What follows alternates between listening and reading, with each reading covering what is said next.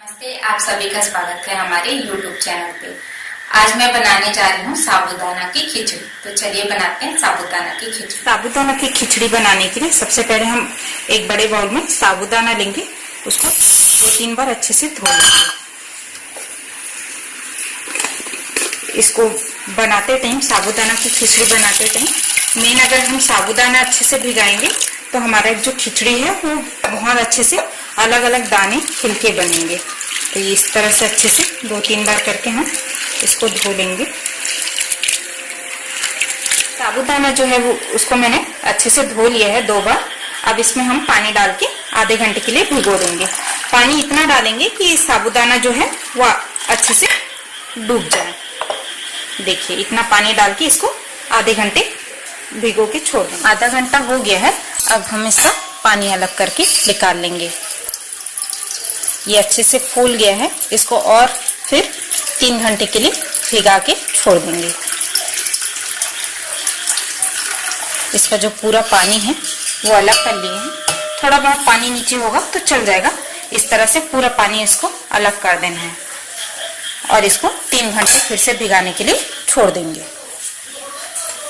साबूदाना की खिचड़ी बनाने के लिए हमें एक बड़ी कटोरी साबूदाना चाहिए भीगे हुए, 2 मीडियम साइज के आलू उबले हुए और बड़े बड़े कटे हुए, 3 बड़े बड़े कटे हुए हरी मिर्च और थोड़ा सा धनिया पत्ती गार्निशिंग के लिए, और ये भुने हुए मूंगफली है जिसको मैंने पीस लिया है, ये 1 कटोरी, सेंधा नमक स्वादानुसार, थोड़ा सा खड़ा जीरा और हल्दी पाउडर और ऑयल।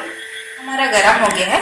अब इसमें हम थोड़ा सा आधा चम्मच के लगभग छोटे चम्मच जीरा डाल देंगे और हरी मिर्च डालेंगे।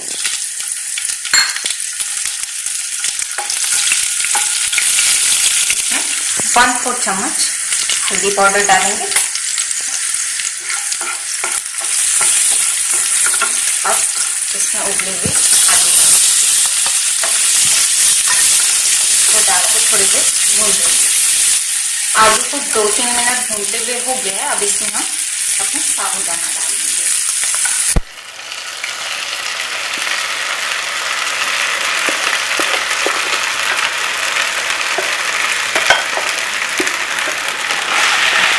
इसको अच्छे से मिक्स कर लेंगे।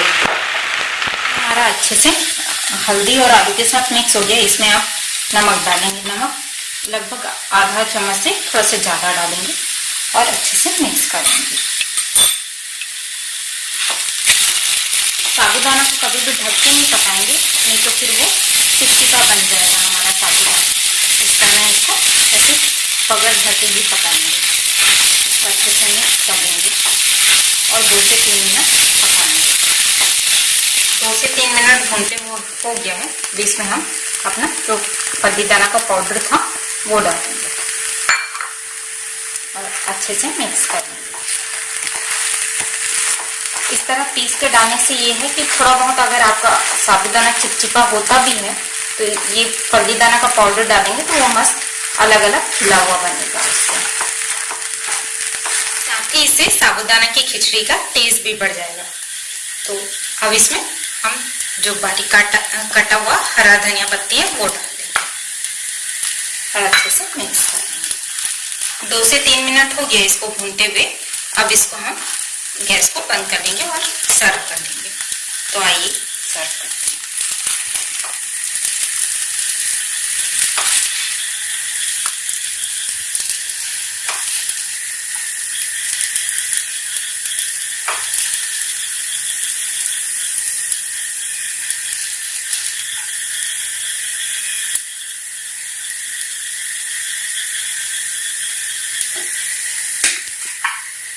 तो लीजिए, तैयार है हमारा साबूदाने की खिचड़ी।